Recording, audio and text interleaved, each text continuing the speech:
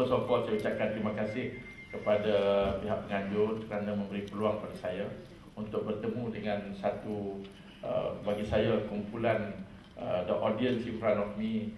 First of all, I have to honor every one of you because tanpa ada seorang guru yang berwibawa tak mungkin saya berada di sini. So that is very important. Secara saya cerita tadi pada Mazlan dan juga bapa yang di atas tadi, saya ada hubungan yang agak nostalgik dengan Institut Ahmadiyah Baki ini.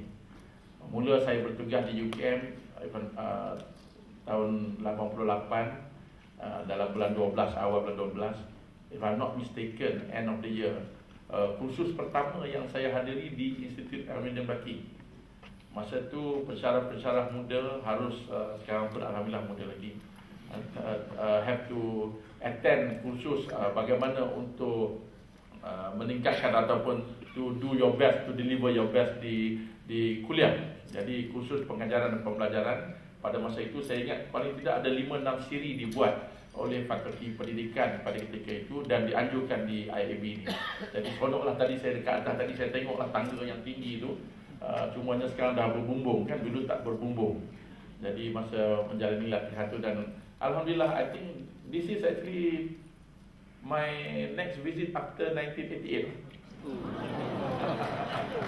Tapi saya selalu berinteraksi dengan guru-guru dan juga dengan sekolah-sekolah. I'm also one of the PI, pernah menjadi duduk dalam PIBG. Saya semasa di kementerian, semasa di EPU selalu berinteraksi dengan people in kementerian dan juga dalam isu yang mungkin lebih besar dalam konteks modal insan negara dan sebagainya. Dan I have to also very proud to share with you that both my parents, bapa saya dan ibu saya, bapa saya adalah guru besar juga, guru besar sekolah, guru besar sekolah yang saya kira definitely my idola. Seorang yang lahir dalam kampung yang tak ada elektrik, tak ada air, tak ada api, yang hanya belajar dengan pelita minyak saja dan masuk UPSI, masa tu MPSI dan alhamdulillah sekarang sihat, alhamdulillah melalui proses perguruan. Dan saya melihat daripada kecil lah that the role and the peranan yang dimainkan oleh guru hakikatnya sebenarnya jauh lebih besar daripada apa yang kita nampak di sekolah sahaja. Saya kalau ditanya saya apa harapan saya kepada dalam konteks perguruan ni, saya amat teringin melihat balik kehebatan guru-guru dalam satu konteks di tahun 70-an kalau masa saya dibesarkan. Melihat bagaimana guru itu pemimpin di sekolah, pemimpin masyarakat, pemimpin dalam segala bentuk kepimpinan. Di masjid pun, itulah setiausaha masjid pun guru besar. Dalam satuan belia pun, satuan penduduk pun guru besar. Mungkin dalam konteks pembangunan negara, politik dan sebagainya pun guru besar di situ. Dan hingga akhir sekali bapa saya yang dilatih sebagai seorang guru. Jadi juga terlibat dalam usaha untuk membina kilang padi. Saya ingat saya tanya bapa saya, kenapa yang ayah tiba-tiba pergi buat kilang padi ni? Dan dia kata because di kawasan saya tinggal, dulu saya tinggal di Semanggul, Perak kan. Dia kata situ semua petani-petani dan kebanyakan terutama good to share that terutama orang Melayu yang buat usaha sawah, they are not able to sell padi dengan harga yang baik. Bila dah 20-30 tahun kemudian bila saya merenung balik, saya tengok bahawa peranan yang dimainkan oleh seorang guru sebenarnya is just too great. And wherever ada usaha untuk memertabatkan profession perguruan ini, in fact masa lonjakan perdana pendidikan tahun 2006 semasa Yang Berhormat Perdana Menteri Pak Lah pada ketika itu yang dilancarkan di Pulau Bumbung di Sabah. So I am one of the person behind it lah. I remember that pada masa tu kita cakap tentang bagaimana nak mempertingkatkan profession perguruan. So saya ucapkan tahniah pada tuan-tuan dan puan-puan kerana memilih satu tanggungjawab yang amat hebat, bukan saja dari segi kemanusiaan, juga dari segi agama, dari segi bangsa dan negara. Dan saya percaya the whole world there's someone yang akan menjadi guru. So alhamdulillah, tahniah. Sebab today saya akan berkongsi secara lebih santai. Saya ada beberapa slides yang saya sediakan. Let's not worry about the slides because most important ialah kita dapat berinteraksi dan juga saya dapat kongsi sedikit, mencetus semangat dan juga mungkin sedikit ideas about how to do innovation. Saya sebenarnya juga seorang guru dalam akta ataupun dalam cara kita dalam auku dan sebagainya. Pensyarah universiti pun sebenarnya adalah seorang guru. Jadi dalam konteks kita bertemu hari ini, mungkin kita semua dalam konteks kepimpinan. Satu yang saya amat pasti bila saya pijak kaki di Kennedy School dekat Harvard dulu, one of the first thing yang saya dengar ialah dia kata, you are not leader if you don't drive change. Simple. If you manage the institution, you are managers. Jadi kalau kita nak membezakan, mungkin satu cara nak membezakan seorang yang memimpin, leaders, seorang yang mengurus, managers, is about bringing change. So, mudah. KPI pertama nak tengok sama kita good leader atau tidak. What change yang kita nak bawa? Of course, change itu bukan for no reason. Change mesti bersebab. Jadi hari ini saya nak berkongsi. Some of my sharing mungkin agak radical. Kalau boleh diterima, terima. Kalau tidak pun, I'm okay. Because bagi saya, penting untuk kita berkongsi. I put the title sebagai Challenging the Convention. Because ini yang selalunya jadi masalah. Kerana kita banyak institusi-institusi, termasuk Universiti Kebangsaan. Apabila kita dah lama, for example like UKM dah 44 years, I'm very sure perguruan sekolah jauh lebih lama daripada UKM. Akhirnya akan terbentuk beberapa perkataan-perkataan yang bagi saya berbahaya. Tapi kalau tuan-tuan dan puan buat itu, please don't stand up now to say I'm wrong. Allow me to say why I say it's very risky. Pertama, kalau ada SOP, Standard Operating Procedure. Ini SOP apa ni? Follow SOP, Standard Operating Procedure. Something, kedua, bila dia kata satu Standard Operating Procedure, satu lagi ialah bahasa yang kalau setengah-setengah organisasi suka guna, kita ada template. Follow the template. Ikut template ni.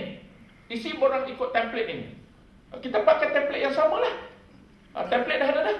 SOP pun dah ada. Bila ada SOP, ada template, ini antara dua yang saya nak share, then dia akan melemahkan institusi itu. Dekat sini saya tahu banyak yang dah mula tak setuju. Because if you are talking about change and innovation, it is actually about breaking down the convention. It is about doing things differently. It is about forgetting your template. It is about coming out with a new way of doing things, not to follow standard operating procedure. Nanti kalau sempat saya cuba minta pegawai saya untuk masuk beberapa slides, because saya baru terima pelajar. Pelajar-pelajar mungkin tuan-tuan dan puan-puan dah hantar anak pelajar masuk universiti beberapa hari yang lepas. Dan saya pun, I'm a new vice chancellor at UKM. But antara misi besar yang saya bawa ialah challenging the convention. I challenge everybody to say that forget what is the past for a while and find a new ways about doing it. Okay? Nah, nanti kita akan kongsi, saya cuba kongsi. But innovation, kalau you nak drive innovation, masalahnya ialah people don't do it systematically right. Dia craze for innovation, dia terus masuk-masuk, macam mana kita nak buat cara baru. Jadi dia fokus yang bawah dulu, the how things ataupun the what things. In most organisation, usaha-usaha inovasi kadang-kadang gagal ataupun ditentangi ataupun tidak disukai, dibenci, dimarahi, because the why we do innovation is not well clear ataupun justified. Ini penting. Bukan saja when we want to drive things in our organisation, the why part is very critical. Because innovation is not being done secara birokratikly. You tidak boleh mengarahkan orang untuk membuat inovasi. You arah orang buat inovasi, you buat inovasi dalam pendidikan, tapi you buat macam ni, you buat macam ni, you buat macam ni. Habis nak innovate macam mana? Kalau dah bagi tahu semua. Dan bila kita bekerja, hari pertama kita masuk, kita ada SOP, kita ada standard, kadang-kadang kita ada all the tanggungjawab dan sebagainya. These are standard, you know. I did my MBA in the 80s. Kalau saya tak habis slide saya, don't worry. I come in the next seminar, insyaAllah. I did my MBA in 1980s lah, in the 80s. In the era of 80s, nak faham sikit dia punya suasana ekonomi dia. Kenapa hari ini suddenly the nation are calling for innovation and so on and so on. Kenapa dulu tak? In the 80s, evolusi ekonomi pada ketika itu yang mendesak kita is about production. It's about produce more. The idea ialah pada masa itu mass ataupun we want to see more machines. We want to see more people get television. We want to see more people get education. We want to see all this about production. Jadi pada ketika itu, dalam bentuk organisasi, the literature of organization ataupun penempuan pakar-pakar pada ketika itu is about standards, is about standardization, is about macam mana kita nak boleh hasilkan 50,000 biji kereta dalam masa 3 hari. Dan kita nak pastikan kereta ni semua sama. Macam mana kita nak hasilkan TV, 100,000 TV dalam setahun, dan semua 100,000 TV ini mempunyai standard dan kualiti yang sama. Inilah zaman-zaman keluarnya, minta maaf kalau I know that I already alerted you, I'm going to be radical. This is zaman yang bawa ISO, you know, zaman yang bawa all this the so-called standardizations of things in organization. Dia require less of your thinking but more of you following. Kebanyakan organisasi terperangkap dengan era ini. Jadi akhirnya people get complacent. Dia boleh buat kerja dengan pejam mata. Dia kata tak apa, because dia tahu dah apa nak buat, dia kata. Bila dia tahu apa nak buat, itu yang bahaya tu. Sebab dia dah buat 10 tahun yang sudah. Bila tahun ini, pusingan pertama saya menerima pelajar, hari pendaftaran pelajar, as usual. I'm not lashing on my institution, tapi saya berkongsi pengalaman. Saya tahu bahawa sebahagian besar daripada staf-staf saya di organisasi saya pun mengatakan, okey, kita dah buat dah terima pelajar tahun dah 44 tahun dah kita terima pelajar. Dah 44 tahun dah kita buat convocation. You know, okey, kita tahu ada jawatan kuasa pun dah tetap dah, jawatan kuasa ni, jawatan kuasa ni, jawatan kuasa ni. Jadi all are templates. All basically you end up creating an institution that make people don't think. Why you do it? Why you do it? Kenapa ada hari pendaftaran? Why? Boleh saya tanya tuan-tuan dan puan, saya rasa sebagian besar dah hantar anak masuk ilusi kan? Kalau hari pendaftaran, pengalaman pahit ke mana? Pahit. Saya tahu dah jawapan tu. Pengalaman yang pahit ataupun dalam bahasa Blue Ocean Strategy, kita anggapkan sebagai bila orang mengalami pengalaman yang pahit, the next time bila dia kata saudara dan kita kata anak kita kata ayah nak pergi pendaftaran, dia kata Allah kalau boleh janganlah. Kita panggil soon to be non-customers. Maksudnya kalau boleh you nak avoid, abang tu hantarlah. Kalau saya tanya, saya boleh teka ahead of time. Pertama sekali, pahit sebab traffic jam. Kedua, pahit nak menunggu. Ketiga, pahit nak tengok keadaan hostel yang mudarat. Dan kemudian dengan all the borang-borang dan sebagainya, saya percaya tanda tangan paling tidak 10 kali. Tanya jantina awak lelaki ke perempuan 10 kali kena tanda. Male, female, male, female. Borang jabatan ini tanya sekali, borang jabatan lain pun tanya balik, you male or female. Sebab dia kata sebab ini borang berdahari, ini borang sumber manusia, ini borang kesihatan, ini borang sana, ini borang sini. Akhirnya you si borang lah. 10 kali yang ini kena kata male, male, male, male, male. Ya, tak tahu lagi saya male, dah sekali je. Jadi what happened after you send your kids masuk pergi, boleh saya teka, kalau saya salah minta maaf. Most Yang menghantar anak pergi registration di university, you pergi ke college kediaman, betul? How many of you yang dapat peluang pergi ke fakulti pada hari pendaftaran? Tak ada. Kalau ada video ni bagus, saya boleh tunjuk pada ahli-ahli senat saya. Because last 2 days I break the tradition. Saya kata, tak pernah lagi saya dengar mak bapak hantar anak masuk universiti untuk tidur di asrama. Semua kata anak saya masuk fakulti ekonomi, fakulti kejuruteraan. Tapi masalahnya dia sampai UKM, kita hantar dia pergi asrama. Kita tunjuk katil, kita tunjuk almari yang mudarat. Lepas tu kita kata, pakcik terima kasih, selesai pakcik boleh balik. So, I break the tradition. I challenge the convention.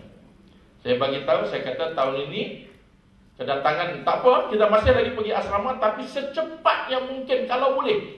I know it's not successfully done because some of you mungkin hantar anak pergi ke UKM dan horribly macet on campus. Traffic. Although I have never been to Indonesia, ikut traffic jam, Pak. Tak apalah, kita terima sebab 4,000 orang pelajar mendaftar, 2,000 orang paling tidak 20,000 orang datang 4 kali 5. Dan mesti ada paling tidak 100% ada 4,000 kereta. It's not easy, you know. 4,000 cars enter your campus. Your campus are not designed for Formula 1. Your campus are designed for people to move slowly, you know, tak ada potong-potong kan. Tiba-tiba mak bapak pun buat macam highway, dia potong nak cepat, habis satu campus jam. Pening kepala saya. Tapi anyway, we usher them quickly to go to the campus, to the faculty.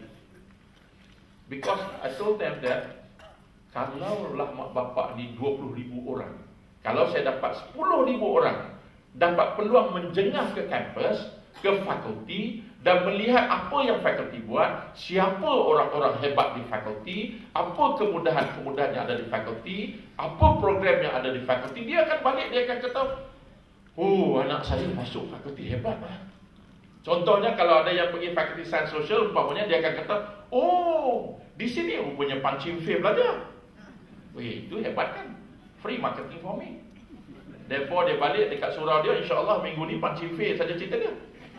Sebab dia datang ke college. Tapi kalau saya tak jemput dia ke fakulti, dia balik yang dia bawa cerita, Masya Allah, asrama UKM, Allah, anak tu pula dah duduk dalam aircon 20 tahun, masuk pula dah lah tak ada aircon, kipas pun kalau tak cermat takut jatuh atas kepala. You know. Now, let's move a little bit. Saya ni memang suka berseluruh, tapi I want to share you a very important thing. Very quickly, over the years things change. Remember that most institutions terperangkap di dalam satu era. I'm not saying you're wrong, because the system is designed for the needs of that era, and suddenly things berubah. Dan kita berubah secara ringkas, walaupun ni bukan nak cerita ekonomi sangat. This is the era yang kita terperangkap, production based. This is the era where standards, nothing can be different. Kalau ada 1,000 tu mesti sama. Quality control, kerja dia mencari benda yang tak sama. Macam mana nak berinovasi kalau quality control kata benda semua mesti sama? Saya hasilkan 1,000 orang pelajar, 1,000 mesti sama. Saya hasilkan televisyen 100 biji, 100 biji mesti sama. Sebab quality control ialah mencari benda yang tak sama. Innovation is about doing things differently. Now, we come to this era. Tak apa, cerita ekonomi kita lupakan dulu. We come to this era. Tanam tetap tanam. Cuma pungut tetap pungut. Pokok buah masak mesti pungut. Tak ada cara lain kalau tak pungut. Wallahualam lah, kalau in the next 10 years boleh jadi, mungkin juga. Kita tak tahu. Tetapi selagi buah itu datang daripada pokok, mesti ada yang memungut. Tetapi persoalannya yang pungut itu daripada bangla ke, yang pungut itu daripada machines, dengan menggunakan machines. The other options, continue with the same tradition. The tradition is that you need hands, tangan untuk pungut. Maka you akan teruskan mencari orang seramai-ramai. Tetapi bila you think of innovation, you start to think very differently. The offerings of IKEA to many of us tengok adalah perabot. The true offering, what actually drive IKEA, what actually initiated IKEA, is actually to solve the problem that space, ruang. Kalau nak hantar meja yang dah jadi meja masuk dalam kapal terbang, dalam kapal terbang dia bukan kira berat, dia bukan kira apa, dia kira ruang. Jadi bawah meja tu kosong. Kalau those yang pernah belajar di UK, I'm very sure banyak yang balik PhD daripada UK sini. Kalau saya tengok di UK dulu, kalau pelajar-pelajar Malaysia balik, dia sewa kontena tu, dia isi segala-galanya. Periuk masuk, pinggan mangkuk masuk, supaya semua ruang dia pakai. Because if you send it like that, it's very costly. Sama juga dengan tembikan. Kalau tembikan tu bulat, guru matematik boleh cerita berapa banyak ruang kosong yang ada. Sebab dia bila bulat, ada ruang kosong. Jadi very costly. So people come and innovate. Jepun suka makan udang. Tapi masalahnya dia suka makan udang, dia tak suka makan udang yang dah tidur. Dia suka tengok udang tu berenang, ambil. Kalau boleh makan terus. Ataupun masak. Jadi bila Malaysia punya site nak hantar udang ke Jepun, kalau udang tu dah tidur, tak bagus. Tak ada nilai. Maksudnya udang yang dah mati lah, dah keluar pada air. So, kalau nak hantar udang ke Jepun, kita hantar udang dalam tangki air. Tapi persoalannya, hantar udang dalam tangki air is very costly. Sebab naik kapal terbang. Space, kena ada. Air itu bukan ada boleh jual. Yang boleh jual udang. Tapi kena letak air. So, people come and innovate and says that, how about kita bagi udang ni tidur sekejap? So, there's a mechanism, biotech mechanism, that can allow shrimp tadi, udang tadi, dia tidur 6 jam. Dia pengsan lah 6 jam. Tak tahulah kalau nak cuba dengan manusia, mungkin boleh juga kot. Bagi pengsan 6 jam, ya. Lepas pengsan kalau hidup balik, shouldn't be a problem, right? After all, to be on the flight for 6 hours, duduk, macam tu boring juga. So, jadi udang ni dipengsankan. Dan dia tak perlu air semasa dia pengsan. Dia sampai Narita, tahu dia balik dalam air, dia bangun tidur. Maka Jepun pun tengok, live stream, I like it, Jadi innovation, you can do a lot more. So you need this kind of people. So kalaulah tembikai menjadi bulat, bagaimana sekolah boleh berubah? Bagaimana pendidikan boleh berubah? Can you have a school without classroom? Why not? The convention says you must have classroom. But I'm designing a school without classroom. Saya buat satu program dulu semasa Kementerian Pendidikan Tinggi. I led satu program. I'm one of my version is actually the blue ocean side lah. Tapi I'm not philosophically tied to that. Tapi I like the idea. So kita buat program University Ambassador Program dan kemudian kita buat satu program. The purpose of the program is to teach school children outside of the classroom. Nothing should happen in the classroom. Killing the convention. Oh, berat tu. Tapi inilah semangat kalau nak berinovasi. Ya, ni saat ni boring, dia tak seronok, tak banyak gambar kan. Tapi tak apalah, saya nak menceritakan sedikit saja. That's why saya kata kena ada 3 seminar ni baru saya boleh khatam semua ni. Please understand, not only the era of economics have changed, the society also have changed. Penting tu. 2-3 kali saya dalam platform yang mana saya dapat peluang lah. Kadang-kadang dapat juga peluang bercakap kepada kepimpinan yang tinggi-tinggi di Putrajaya. Saya tak malu nak menyebut. Saya sebut kepada people up there, if the schooling system, especially the public schooling system, tidak membuat perubahan. Let's say we opted to say we're not going to change because this is important, this is how we understand it, this is what it is, and this is what schooling is all about. Kalau saya salah, mungkin tak apa saya salah. Firasat ekonomi saya mengatakan bahawa in 10 to 15 years we will have problems of getting students to come to our school and to our university as well. Meaning that tergagau-gagau nak mencari siapa nak main belajar kat universiti kita.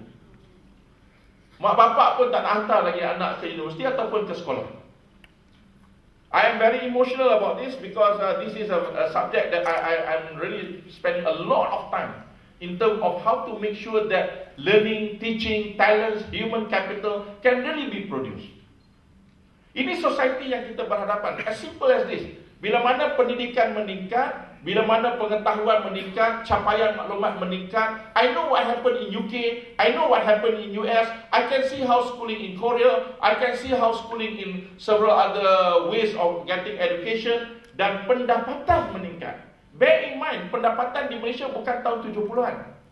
In the 70s you got no option. But with these two saja, yang bawah itu akan mula berlaku. Why? Society start to say, why don't you engage me? You ubah curriculum tak tanya saya pun.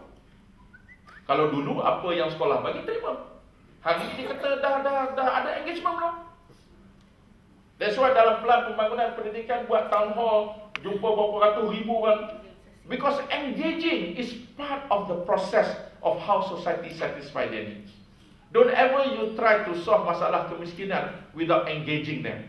Kalau dulu kita kata kemiskinan masalah kerajaan, bukan masalah saya, apa saja polisi-polisi kerajaan. Jadi the idea of coming from the top is already over. Engaging is very important. That's why saya melihat kepimpinan hari ini, termasuk saya. I'm talking to me as a teacher as well. I cannot allow things happen without communicating and networking myself with people outside. Zero tolerance to that. Masa saya di Baran Chansa, saya cerita pengalaman lah. Kita nak ubah sang curriculum. I engage the students. I ask the students. Student pun terpinga-pinga tanya saya. Bukankah saya datang sini profesor yang nak ngajar saya? Kenapa tanya profesor saya?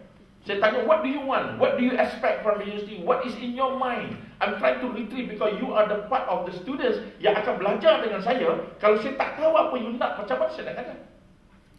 I engage the faculty members because they are the one who's going to deliver. Kita kata student centered lah, hot lah, macam-macam. Tetapi they like, no, I still have my notes. Ada PowerPoint tak? Sebab tak ada PowerPoint tak boleh mengajar pada. Semua dalam PowerPoint. Itu yang masuk-masuk kalau elektrik tak ada kelas cancel tu. Right. Sebab dia kata tak ada PowerPoint tak boleh mengajar. Yang mengajar PowerPoint bukan dekat atas ni. Dia tak boleh win the heart of the audience without having PowerPoint. You boleh tutup PowerPoint saya, I can still touch you. Innovation cannot happen alone. It cannot happen alone. That's why more innovation dia prone to happen when two different group of people minimum interact. Kalau you duduk sama-sama cikgu-cikgu bincang-bincang macam mana nak innovate, percayalah pada saya, takkan berjaya innovation itu.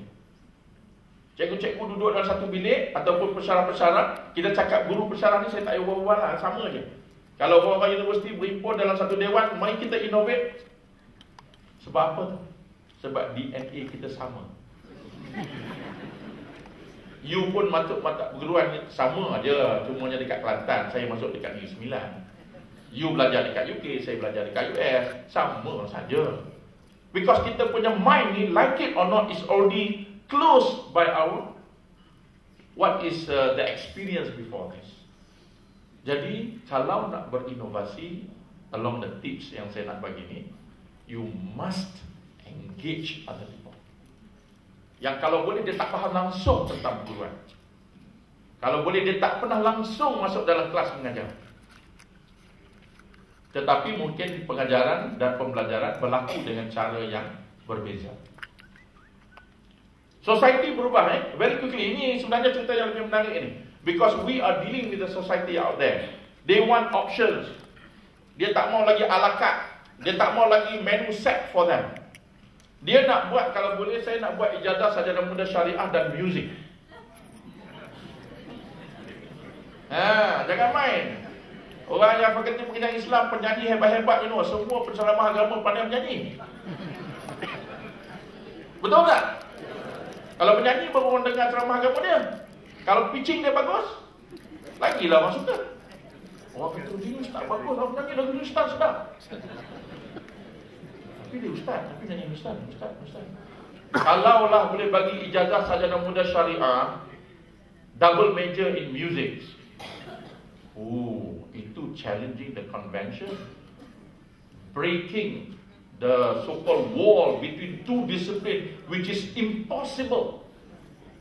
That is innovation. Saya minta di UKM, bila saya masuk jadi Vice Chancellor, I'm not bragging on myself about being Vice Chancellor lah, minta maaf. I'm telling you what, because saya pun bila tengok tajuk ni saya suka. Kepimpinan ini is about bringing change.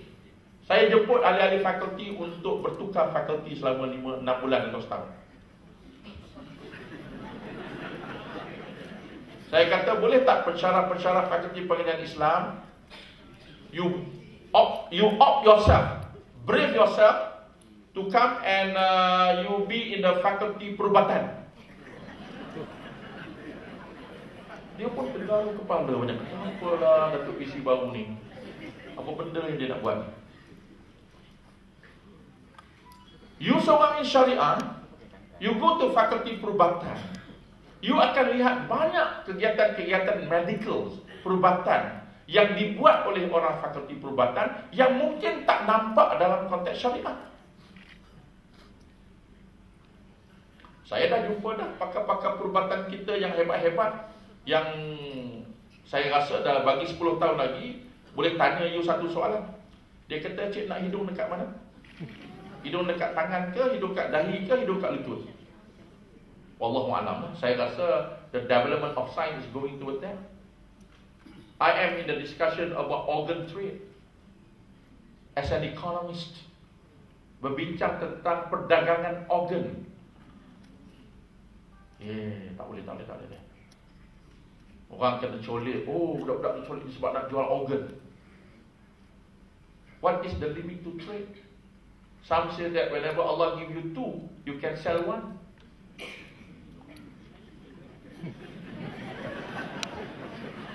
Radikal ni begini. Ini jelas kena campak bawah. Kalau you berhadapan dengan seorang dekat India yang mengatakan, do you know that we live in poverty for years and keturunan? If I sell one of my eyes, I can save 3 generations of my family from poverty. Would you allow me to do that?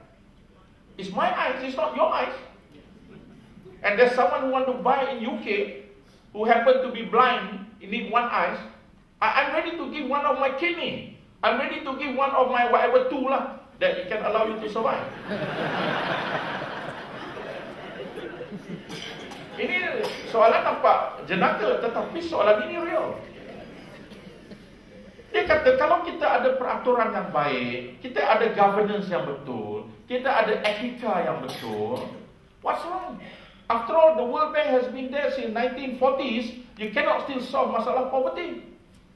I can sell masalah poverty if you allow me to sell one of my eyes. After all, kalau kita tak legalize, orang colek anak kita, ambil juga pergi macam tu. So why don't kita legalize? Pemudahkan. Ada peraturan yang lebih rapi, governance, supaya bila ini cerita bila ganti jantung orang masuk jantung orang lain, ini siapa yang hidup? Ethically berbeza pula. Bila you ambil jantung orang, letak dekat A pergi masuk B, yang B itu hidup, siapa yang hidup sebenarnya? A hidup ke B yang hidup? Allahu Akbar. Takrifan filosofi, siapa yang sebenarnya hidup? Jantung ke, orang ke, nyawa ke, roh ke? Bawa pula orang fakulti pengajian Islam, regulatory dan sebagainya. No, I mean, we come on this. Allow me to share a couple more. In the 70s, Alhamdulillah saya dilahirkan berada dalam keluarga yang bapa saya macam profesor lah, guru besar kan. Rumah saya antara rumah yang ada benda ni. Nombornya pun, nombor telefon dulu 3 saja. 367. Tengah kita makan nasi, orang datang. Dia kata, cikgu nak pinjam telefon tak cikgu? Kita pun ingat cemas sangatlah, ada siapa sakit sebagainya. Bapak dia kata, tak apa-apa, masuk. Dia telefon, wayang minggu ni cerita apa? Kita tengah makan nasi tu.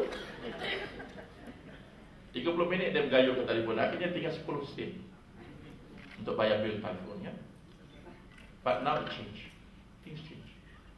You will never imagine what can be done ataupun apa yang akan berlaku 5-6 tahun akan datang. The speed of change is just fantastic. Nothing stays permanent. Ini satu lagi elemen-elemen elemen inovasi yang you kena bersedia. Actually saya ada satu slide dekat ujung. Kita tak sempat nak cerita. Tapi semua saya nak ceritakan bahawa satu elemen of inovasi ialah inovasi ini dia tidak membawa kepada kestabilan. What it means is that organisation must be ready to change and adapt fast. Jadi kalau you design institusi you dalam konteks yang memerlukan proses yang panjang untuk membuat pertukaran, perubahan, then you are not prone to innovation. Jadi terlalu banyak jawatan kuasa, mesyuarat. Kalau di UKM nak mengubah kursus, seorang kata kita ada proses. Jawatan kuasa pergi ke pusat pengajian pergi kepada fakulti pergi kepada jawatan kuasa peringkat Senat, kemudian pergi ke Senat, barulah boleh bertukar. Dan sampai di sana Sarawak kata, ini borang ni tak isi lah, macam mana boleh hantar sini? Patah balik, 6 bulan lagi datang balik sebab satu borang tak isi. Kita pun tak tahu apa pentingnya borang tu, tapi borang tu kena isi. Saya ni berkongsi realiti ni lah saja ni, dengan guru-guru ni. Jadi penting. Saya nak tengok sikit saja lagi. Ini dulu. Bagi saya 2 minit lagi InsyaAllah saya stop sini lah lepas ni. The reason I want to share with you very passionately coming from inside is because I seriously believe that all of us have to be in the mood of innovation, brave to make the changes. And the design of the institution is allowing us. Ini cerita seronok sajalah. Ini cerita dulu. Kalau dulu, tunjuk hero ni, dia boleh suit everybody. Meaning that one education system, sama di Kedah, sama di Perlis, sama di Sarawak, sama di KL, boleh suit everybody. One hero can make everybody happy. Itu dulu. Di sekolah asrama penuh, tahun masa saya di sekolah asrama penuh dulu, prep malam boleh ditangguhkan untuk membolehkan anak-anak menengok cerita $6 Million Man. Nak tengok dia lompat pagar tinggi mana. Sebab esok cikgu akan tanya. Cikgu pun tengok. Kalau you pergi masjid pun, Pak Imam pun cakap, tinggi you dia lompat semalam tu. Kau tengok tak mata dia?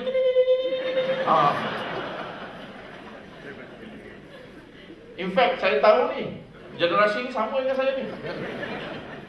Kita main pun, kalau lari tu, tiba-tiba kita jadi perlahan. Tapi perlahan ke baju. Dia lari, elok dia lari, tiba-tiba dia perlahan. Dia bunyi teng teng teng teng. Itu laju. Sebab $6 Million Man. One movie suits all. This is economics. One item suits all, but today no more. Today is just like macam you nak beli cat. Berapa ramai pernah buat pergi kedai hari ni nak beli cat? Kalau dulu you mau cat warna apa? Merah, merah ini merah. Hari ni cat merah apa? Merah matahari terbit pukul 6 pagi, merah matahari jatuh pukul 7 malam, merah lobster, merah saga. Pening kepala fikir merah. Nak cat rumah pun lah bergaduh laki bini. Merah ni abang, abang nak merah ni abang. Abang tak mau ni merah sangat. Nak merah ni. Akhirnya formula Cina tu pun tak boleh pakai dah. Cekan Cina gini buat merah.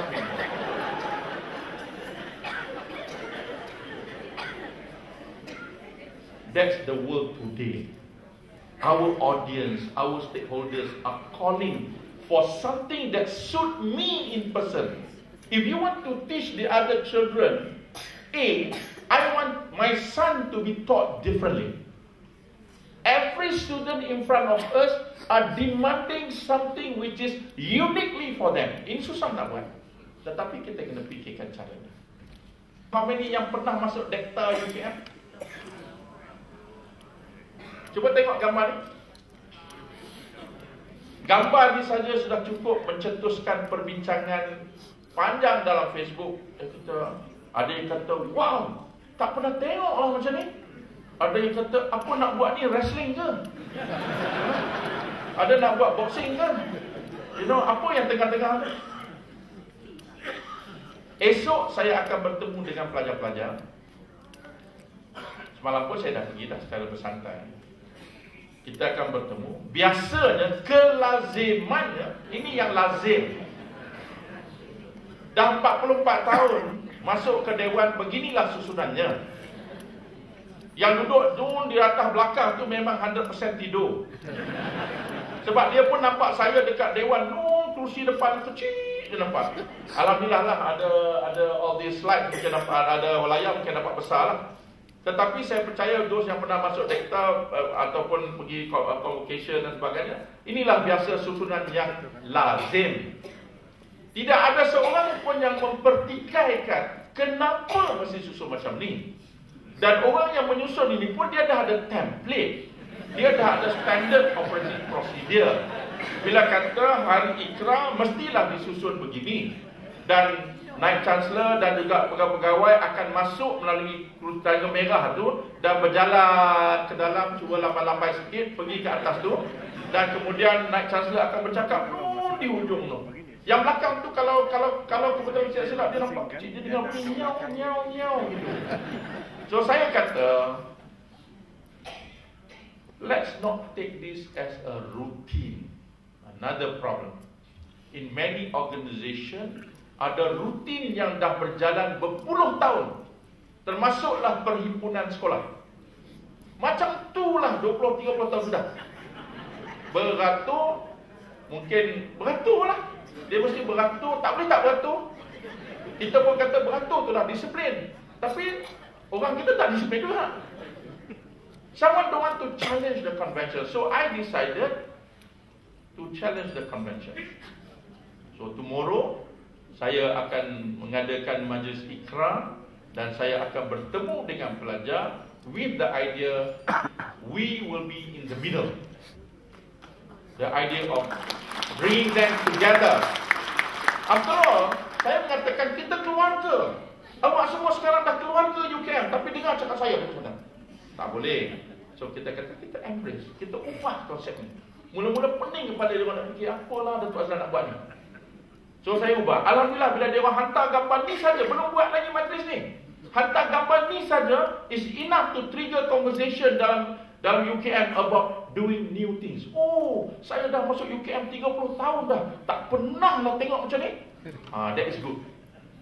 You know, when people start talking like that. And tomorrow insyaAllah what we will do, hopefully, Naib Chancellor, kedekanan, pengarah-pengarah akan masuk dewan dahulu dan menerima kedatangan pelajar. Kemudian bukannya dia masuk dulu dan tunggu kita datang hebat.